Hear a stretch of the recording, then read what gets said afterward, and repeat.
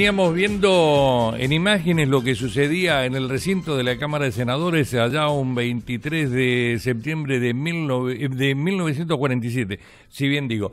Pero me voy, 2 días después, me voy a un 23 de septiembre, pero del año 1975, a las 12:11, en Gaona y Terrada, hay un hecho que marcó mucho a la República Argentina y hubo un periodista que fue el primer hombre en llegar. ¿Saben quién es? Mi viejo y querido y bombostero amigo, señor Carlos Campolongo. Buen día, un placer volverte a escuchar, amigo.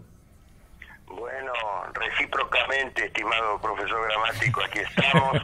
Estoy en la provincia de Buenos Aires, en la ciudad de... digamos, en la localidad, vamos a ser más precisos, cercana a Atucha, que se llama Lima, y nada, estoy con un compañero de colegio, estoy mirando y contemplando esta linda mañana acá. Santa Rosa de Lima, de Atucha. Así es.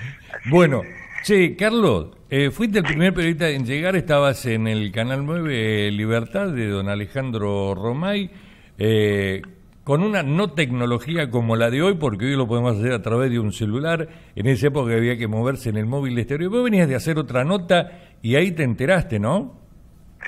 Efectivamente, en ese entonces el Canal 9 estaba en la calle Castex, era la entrada principal. Yo venía de cubrir, no me acuerdo exactamente qué nota, y escuché en la entrada de un patrullero, siempre de guardia, escuché por la radio que había habido un episodio no definido todavía, en donde habían asesinado a una persona y se comentaba que era el secretario general de la Confederación General del Trabajo, don José Ignacio Rucci. Así que no entramos al canal, fuimos con el equipo. En ese momento el equipo se constituía de 3 personas por este factor tecnológico que vos estás hablando. Era una cámara no de video, sino de film, de película, o sea que tenía que haber un proceso revelado. Nos fuimos exactamente, esto ocurrió en la avenida Avellaneda, ¿sí? En su intersección, allí con las calles que vos citabas. Llegamos, había una gran conmoción, fuimos armando mientras corríamos hacia el lugar, porque habíamos dejado el auto estacionado a 1,5 cuadras, 2 cuadras, veníamos corriendo y armando el equipo. Y bueno, fue una crónica, no te diría en directo, pero sí tratando de construirla y tratando de averiguar qué había pasado allí en el domicilio, que finalmente era el domicilio donde había pernoctado José Ignacio Rucci, que en ese entonces estaba amenazado y cambiaba de domicilio prácticamente todas las noches, ¿no es cierto? Cuando sale... es acribillado a balazos, no solamente el dirigente gremial, sino que son tiroteados los 2 autos, el que lo iba a trasladar a él, que tenía un equipo de comunicación con la central obrera, y otro donde iban los custodios. Cuando yo llegué, el cuerpo de Rucci yacía en la vereda todavía, y bueno, fui construyendo en realidad lo que pude establecer es que Rucci no había sido asesinado de frente, sino de espaldas. Los guerrilleros, presuntamente los montoneros, según lo reconocieron ellos, pero todavía falta clarificar bastante sobre ese asesinato, asesinato de alguien que había sido muy leal a Perón, 2-3 días después de que Perón ganase las elecciones por un porcentaje que nunca más se volvió a repetir en la República Argentina, 62%. Hay que recordarle a los más jóvenes que en el 73 había vuelto la democracia después de un proceso dictatorial. Vuelve la democracia, primero es elegido en marzo de 1973 el doctor Cámpora, no había llegado al 50%, ya había balotaje en ese momento, pero eran tan poca la centésima de diferencia que el propio contrincante Ricardo Balbín reconoce el triunfo del Frente Justicialista de Liberación Nacional, integrado por el justicialismo y otros partidos en coalición, y luego el 13 de julio cuestiones internas renuncia Cámpora y Solano Lima, hay un proceso de transición con Lastiri presidente, bueno, allí hubo cambios porque en realidad tendría que haber sido el presidente del Senado, pero el presidente del Senado fue de alguna manera vetado. Y se produce entonces después en el mes de septiembre las elecciones que gana Perón. Digo esto para contextualizar y decir que Rucci había sido una pieza fundamental en el retorno definitivo del general Perón a la Argentina. Claro. Un hombre de mucha lealtad, de mucha confianza. Perón lloró, Perón no era de llorar mucho, pero recuerdo cómo luego en el homenaje que le hacen en la CGT y también en el cementerio de la Chacarita, Perón sintetizó en una frase, ¿no?, que después se hizo popular en otro ámbito. Dice: me cortaron las piernas, dijo Perón, por el asesinato de Rucci. Y bueno, y ahí se abre la historia de este crimen, en primer lugar, y de una situación política muy compleja, y Perón, bueno, le habían, los que se decían montoneros, y eran montoneros, en realidad demostraron, como también con declaraciones recientes, Pernía y otros jefes montoneros lo reconocieron, en realidad el objetivo era condicionarlo a Perón, como se dice vulgarmente, a mí la frase no me gusta, tirarle un cadáver sobre la mesa para poder negociar, y demostraron que en realidad ellos no es que querían el regreso de Perón para ellos tomar el poder. Esto lo vio muy claramente Perón y el asesinato. Trató de conciliar la situación para que se agravase aún más esos enfrentamientos. Bueno, los montoneros disolvieron absolutamente todos los mecanismos de conversación que quería establecer, siguieron, pasaron a la clandestinidad, y fueron uno de los artífices, digamos, de esa operación de tenaza que se hizo sobre el gobierno de Perón, y luego, cuando muere Isabel, por derecha y por izquierda, los enfrentamientos entre la AAA y los montoneros y todo lo que significa todavía necesita clarificación en nuestra Argentina. Sí. Y finalmente esto desemboca en el proceso del 24 de marzo de 1976 y el periodo más largo de la Argentina contemporánea, ¿no es cierto? Carlos, estamos viendo imágenes de lo que había sido ese momento ahí sobre calle Avellaneda, entre Terrada y Gaona, lo que era la famosa, que después se denominó Operación Traviata, ¿no? Le explicamos también a los chicos, como vos decías recién, la Operación Traviata la Traviata era una galletita que tenía 33 agujeritos, y bueno, los montoneros con Firmenich, Canarvaja, Perdía, Gorriarán Merlo, todo ese grupo de como decías vos, de la guerrilla argentina, lo habían denominado así porque le habían pegado casi 33 balazos a José Ignacio Rucci.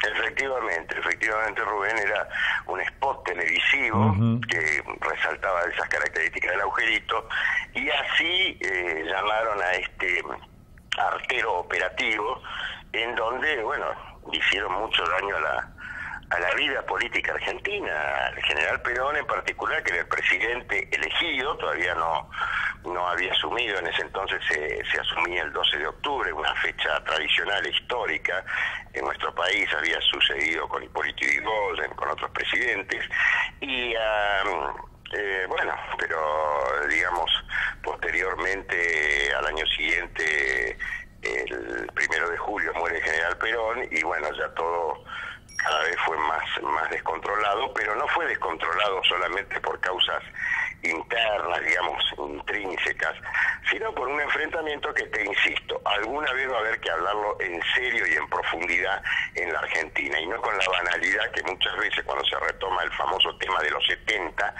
se hacen análisis que son muy, muy superficiales y hasta con banalización de lo que ha ocurrido, el contexto internacional en el que ocurre, en fin, las circunstancias, muchos elementos históricos que habría que precisarlos, ¿no es cierto? No, obviamente, hay muchas cosas. Lo que hemos vivido esa época, te digo porque el asesinato de Rucci fue a las 12:11 de la mañana. Yo a las 11:30, 11:35 tuve que hacer algunas cosas por ahí cerquita y me tomé el colectivo 99 que iba por Gaona y pasé por ahí unos minutos antes.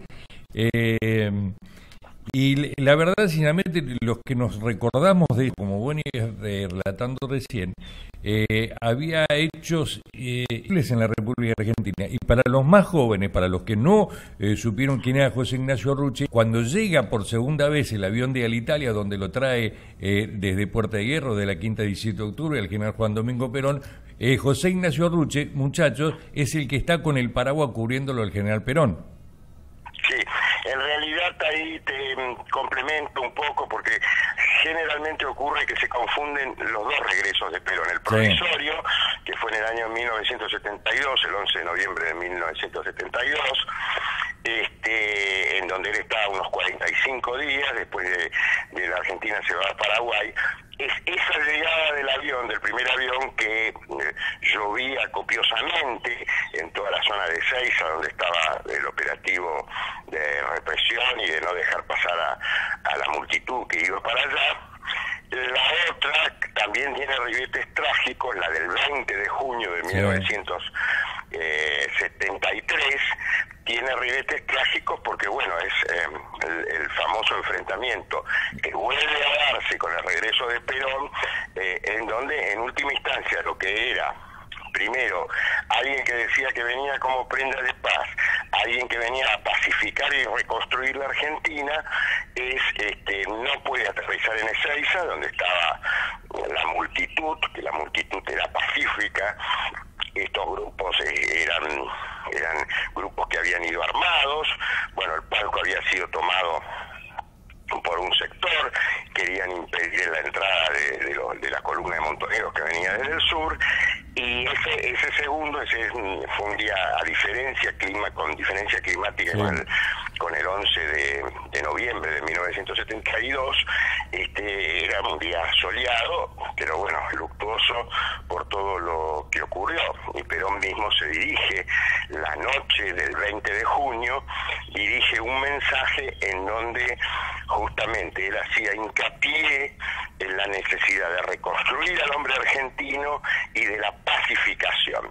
A partir de eso, como algunos pueden estudiar, ver y demás, dos personas que se habían enfrentado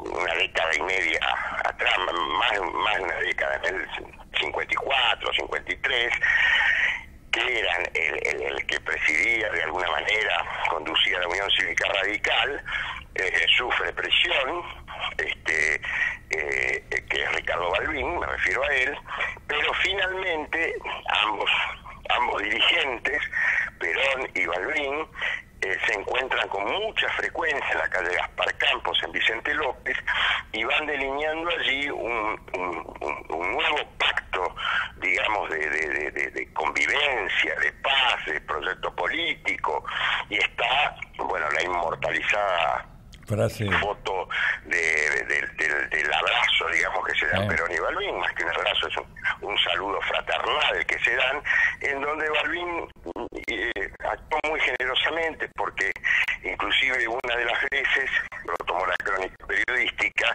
Gaspar Campos, que era donde vivía el general, lo volvió, que estaba en Vicente López, tenía dos entradas, una por Gaspar Campos y otra por detrás.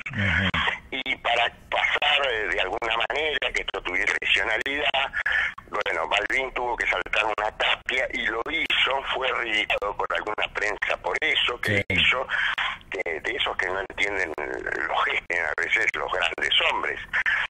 Y se produce finalmente aquemosa oración fúnebre de don Ricardo Balbín, que es político opositor que habla en el Congreso, en el Salón Azul del Congresional, y en donde dice que frente a los grandes hombres había que olvidar algunas cosas que habían pasado, que hoy adversario viene a despedir a un amigo. Exactamente. Estas fueron palabras improvisadas con esa prosa y esa poética, digamos, que tenía Balbín, que bueno, que pasó a la historia, aunque muchos con los años no se dieron cuenta de cuál era el contenido profundo de ese gesto y volvieron a dividir la Argentina. Digo, el proceso, digo, después los últimos años que hemos convivido con una relación política que estaba dibujada en el enfrentamiento permanente y la dialéctica nefasta del amigo-enemigo. Entonces todo el que no está conmigo es mi enemigo, y bueno, así es imposible una convivencia. Me refiero concretamente, para que no se malentienda. No. Me estoy refiriendo concretamente a los últimos 7, 8 años del gobierno de Cristina Kirchner, ¿no? Ahora, Carlos, ¿qué hubiera pasado si don Ricardo Balbín, el líder de la Unión Cívica Radical, hubiera aceptado la proposición del general Juan Domingo Perón de armar una fórmula Perón-Balbín? Hay muchos que no hubieran existido. Sí, es un episodio histórico también que guarda su opacidad, su secreto, diría, en buena medida, porque Perón pensó en eso, pero bueno, también estaba la presión interna del justicialismo, la falta de visión en la sociedad argentina de lo que significaba la reconciliación nacional, de lo que significaba la revalorización de un sistema democrático, lo que significó inclusive el reconocimiento público de Perón de sus errores, por ejemplo, lo que molestaba tanto a gran parte de la población, que eran las cadenas nacionales o el uso de los medios de comunicación. Perón lo reconoce eso cuando tiene una reunión donde él quería reformular el sistema comunicacional, y dice que en el 55 tenían todos los medios a favor y sin embargo los derrocaron. Y en el 73 tuvo todos los medios en contra. Creo que no todos, había algunos que no cumplían esa función, y sin embargo ganó las elecciones, ya te digo, ganó por una magnitud que todavía no fue superada en la historia de la República Argentina, ¿no es cierto? Carlos, volviendo al 25 de septiembre, en el coche que iba a viajar José Ignacio Rucci era un Torino, ¿no? Sí, era un Torino, si no me equivoco, color rojo. Si no me equivoco, pero ya lo venían... Y tenía en el círculo, en el pequeño círculo donde estaba la antena de que conectaba con la central obrera, una radio, esas radios, el cambio, esos códigos que existían en aquel momento, tenía, no sé, pero no menos de 18 balazos, una cosa así, era impresionante. Bueno, ¿no? si yo mal no recuerdo, fue parte de los disparos, porque todavía, como vos decís, todavía no se sabe bien cómo fue. Fue de una casa que estaba, o de sí, creo que era una casa donde se estaba por vender, mientras estamos viendo ahí el Torino, y te estamos viendo a vos, no te voy a preguntar cuántos años tenía Carlitos ahí, pero... No me acuerdo.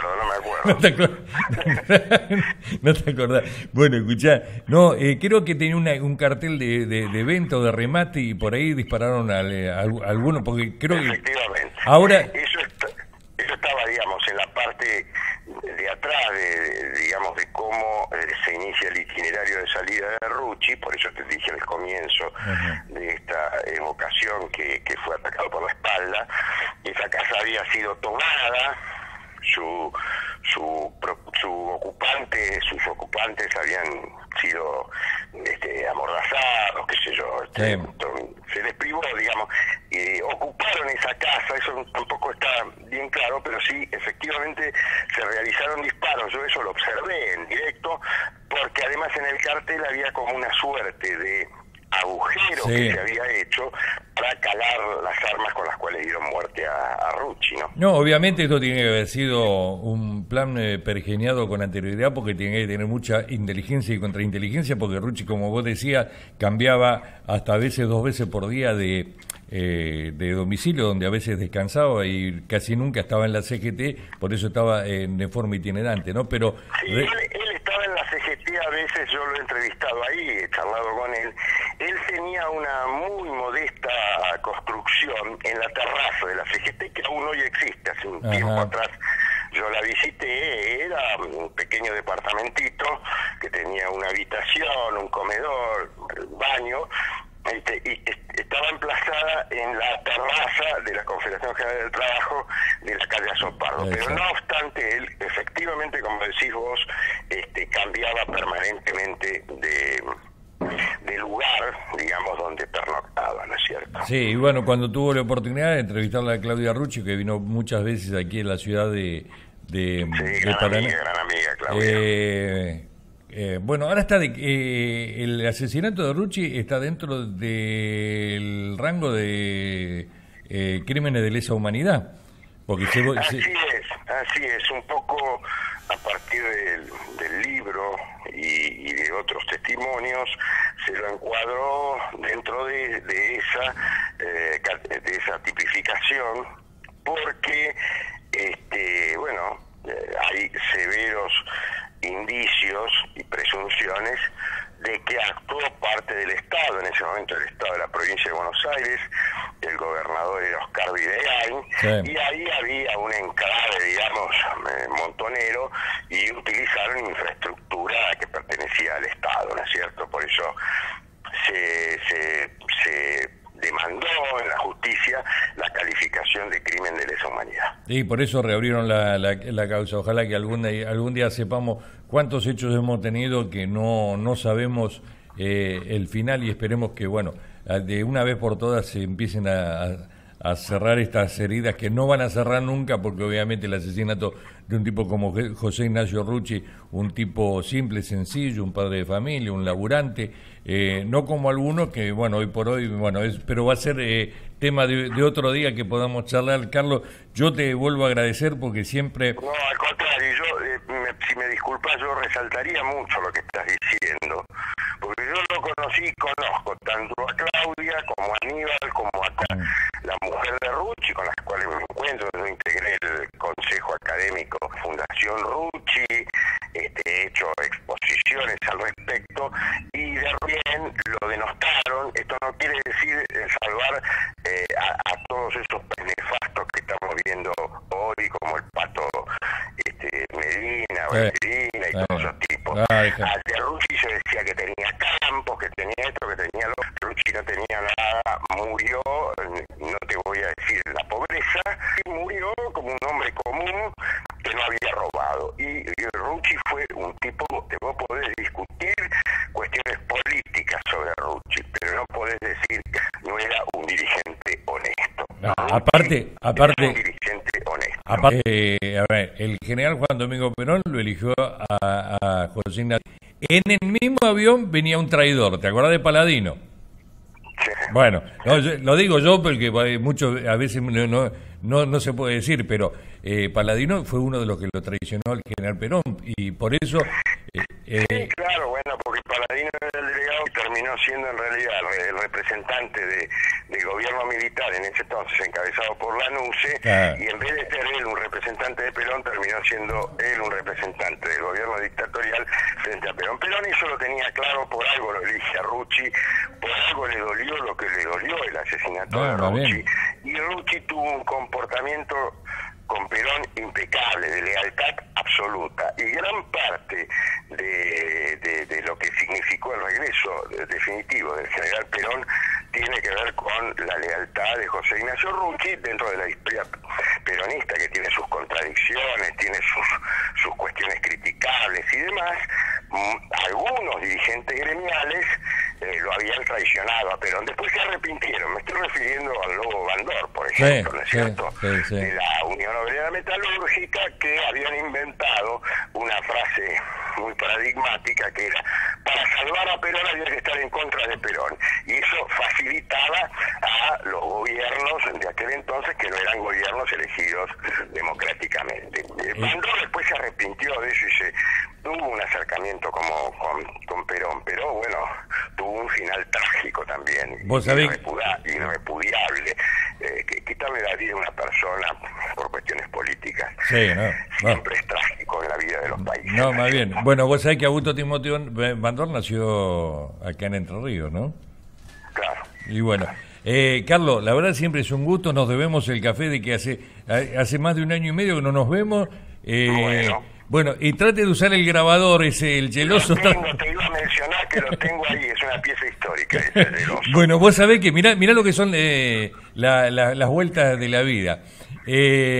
Claudio Gávez, uno de los integrantes de un grupo de rock que nosotros éramos muy chicos, Carlos, estuvo aquí en la ciudad de Paraná y utilizaba ese mismo grabador geloso que tenés vos, que lo usábamos como periodista en ese momento. Él usaba, fue el creador de la distorsión a través de un geloso. Mirá la historia que tiene ese geloso, así que bueno, qué mejor que en buenas manos la tuya tener ese lindo grabador 1957. Carlos, en serio, gracias por dejarnos compartir la mañana, gracias por habernos atendido y siempre es un placer. Te prometo que después de las elecciones voy a estar en Buenos Aires y vamos a tomar un café.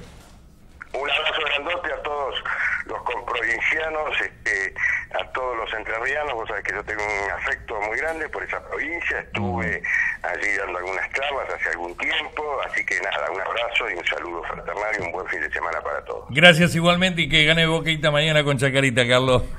Chao, querido. Chao, hasta luego. Bueno, así pasó Carlos Campolongo, quien fue el primer periodista que llegó en la